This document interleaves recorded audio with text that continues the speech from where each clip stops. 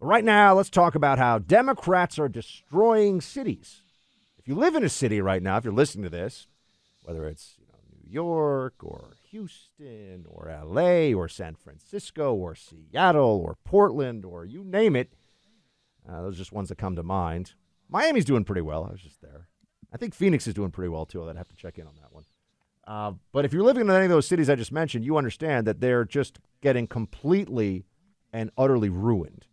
And it's pretty obvious as to why.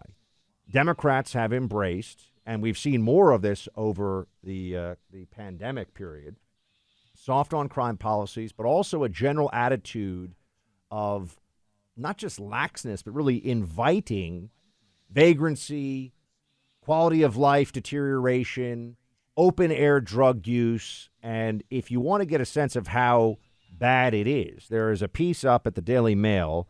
I get paid to be homeless in San Francisco. It takes just one phone call. A self-described old school junkie says he moved to the woke city of San Francisco because he gets $620 a month, and he has Amazon Prime and Netflix on his phone, which he watches and enjoys. So he doesn't really care about any of the things that people would assume. Oh, well, what about, career and everything else? No. He's selling drugs. He's selling fentanyl. In fact, in the article, he talks about selling fentanyl to a 15-year-old, highly lethal drug, as we all know. Over 100,000 people dying from drug overdoses, 2/3 of them from fentanyl alone and opioids last year. Here he is. This guy, his name is James. He's speaking to author Michael Schellenberger in San Francisco about what it's like and the choices he's making. If we're going to be realistic, they pay you to be homeless here. When you said that San Francisco pays people to be homeless, what did you mean by that? Do you mean that literally? Yeah. I mean, I get $620 a month, dude. From general assistance? Yeah. Or how was that hard to get? Phone call, bro. Phone call. 200 food stamps and $620 cash a month. Wow. Forget about it. Why wouldn't I do it? It's free money, dude. This right now is literally by choice. Literally by choice. Like, why would I want to pay rent? I got a cell phone that I have Amazon Prime and Netflix on. We used to battle with the cops. Now, it's like the cops it's like they're your neighbor. So the cops won't do anything, Clay. He's selling fentanyl in broad daylight to teenagers, and he's like, no big deal. It's San Francisco. It's a mess everywhere. I'm out here for the Super Bowl, and one of our writers at Outkick, Armando Salguero, wrote about the homeless situation in L.A., and I know there's a lot of people listening to us right now in L.A. who there are just homeless encampments in really high-end coastal communities where you have to walk by and they don't even make an effort now. Almost permanent homeless communities because of the opportunities that California provides. Certainly, if you're going to be living outdoors, LA is one of the best places you could be just based on the pure climate. It doesn't get that cold. It doesn't get wildly hot, generally speaking. And all of this is being incentivized. And it's wild because some of these Democrats claim not to be capitalist, but they are not willing to recognize that when you incentivize behavior. Buck, I saw a data point the other day I couldn't believe. There are more working-age Americans, men, who are not employed right now as a percentage, I think it was 25 to 54, than were unemployed during the Great Depression. There are so many men out there that are choosing not to work. And certainly we got an issue with women's employment, and I think to a large extent that's a function of the child care issues associated with schooling and the yo-yoing of schools being open or schools not being open, and women bear the brunt of responsibilities for child rearing in this country still. But the way that we are disincentivizing work, and thankfully they didn't pass Build Back Better because it was going to further disincentivize work, is going to continue to have a generational impact. In the first hour of the show, what do we talk about? 7.5% inflation rate, the highest since 1982. And I'm still blown away by the data point we shared in that first hour of the show, Buck. 1982, our national debt was $1 trillion. 40 years later, we're at 7.5% inflation, and our overall national debt is at $30 trillion. So in the past 40 years, we have added $29 trillion to our national debt. And who owns a large share of our national debt? China. And so we talk a lot, the Winter Olympics are going on, Buck. We talk a lot about the interplay of the United States battle against China. And I hear almost no one discussing in the political realm, how in the world can we win an international battle with Chinese communist authoritarians when we have allowed them to own a huge percentage of the United States debt? They effectively have us by the purse strings in a way that didn't exist when we were going head-to-head in the early 80s with Russia, right, with the Soviet Union. It's scary, really, when you think about it. Yeah. So on to the cities, by the way. Phoenix, Arizona, I was wrong on that one. They had a big spike. It's bad there, too. Bad there, too. So for everyone listening in KFYI territory down there in Phoenix, Arizona, I just want to say sorry. I thought maybe because it's fascinating. You don't see much in the way of headlines, but they had a spike in homicides, too. You know, that hasn't gotten a lot of national news coverage, from 5.9 homicides per 100,000 people to 7.5. So that's that doesn't sound like that much. That's a substantial increase when you look at those numbers overall, percentage-wise, exactly.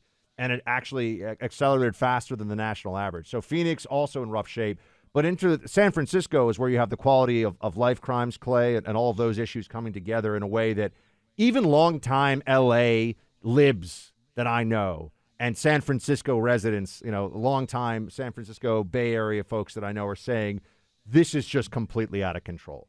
The broad daylight thefts, the refusal to prosecute. I spoke to yesterday a Democrat, this is on the First TV, a Democrat alderman in Chicago, Clay, who said that they just passed a bill, nobody even paid attention. If you steal less than $10,000, oh my God, it is not. They will not prosecute it as a felony. I was like, this is what the guy told me, Alderman Lopez. I was like, you got to be kidding me. Oh, less than $10,000.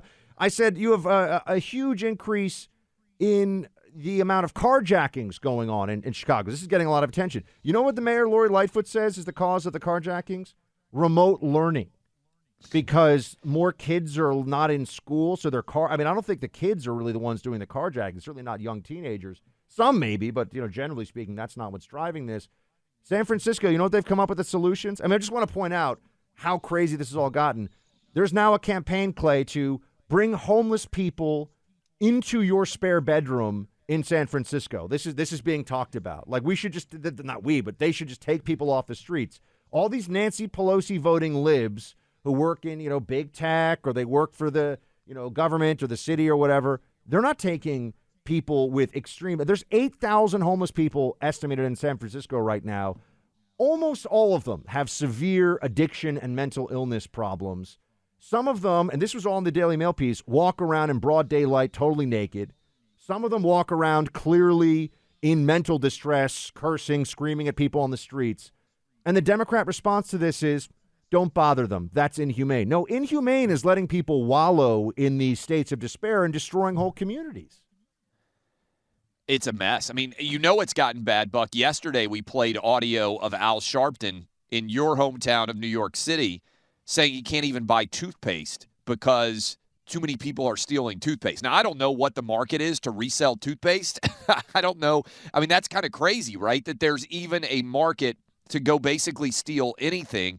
They have to put stuff under lock and key. And I think there's a lot of people out there who may not live in these cities that have an indication that things are not going well. But when toothpaste is under lock and key in New York City, you can't even walk into a drugstore and buy toothpaste without having to ask someone to unlock it for you. We fundamentally are failing. And the message that is sending is that there is no justice, there's no crime. $10,000 in thievery, Buck? Think about how much you would have to fill up a cart with to get $10,000 worth of gear. Alderman Lopez of Chicago also told me yesterday, and I want to check this out and make sure, because I'm now finding out things about how and this is all made. These are decisions being made by Democrat prosecutors in entirely Democrat cities. This is their issue. Their party is ruining these cities, right? They've gone full left, full commie crazy, and they're destroying these places. And New York, of course, is the one that gets me the most fired up because I'm living here with this absurdity all around me in so many ways. Clay, they changed the law in Chicago now so that if you shoot at someone and you miss and hit somebody else, that will not be prosecuted as homicide. I believe it will only be prosecuted as involuntary manslaughter. Well, this is like the Wild West. Remember they had the huge shootout, and everybody argued they were self-defending themselves, and nobody got charged in Chicago, right? I mean, this is like old school Wild West shootouts, OK Corral, modern day, and everybody just says, hey, it was self-defense, and there's no actual prosecution just for what Clay's talking about. This actually happened. Some of you probably saw the videos a couple of months ago. And you know who the prosecutor was? Jussie Smollett's good friend, Kim Foxx. Oh, of course. Of course. And she saw broad daylight video. I mean, these guys, it looks like, a scene from a movie. I mean, it looks like you're watching The Wire during a shootout or something. Broad daylight, I think almost 100 rounds exchanged between these guys in a crowded part of a, urban area. And when the cops showed up, and the initial prosecution decision was, well, we can't prosecute them for the shootings because we don't know who started it. I mean, I'm pretty sure in New York, if they find a stockbroker with an unregistered 20-gauge shotgun for sporting clays, they want to send you to Rikers for a few years because gun violence. But in Chicago, if you've got two guys in gangs shooting at each other in broad daylight, Kim Foxx, doesn't really want to make anyone's life too hard when they're threatening the lives of others. That's basically where we are. And as you said in your piece that's up at clayandbuck.com and also at foxnews.com, the people who are bearing the brunt of all of this massive increase of inner city violence are overwhelmingly minority. And I was going to say, I'm antagonizing the left. The title is BLM and Defund Police's Legacy is More Dead Police Officers and Surging Crime. That's the title.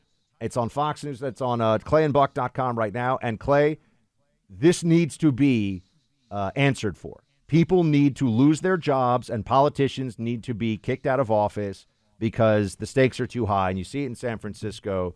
You see it with what's going on in these cities across the country. They got their way and they ruined them.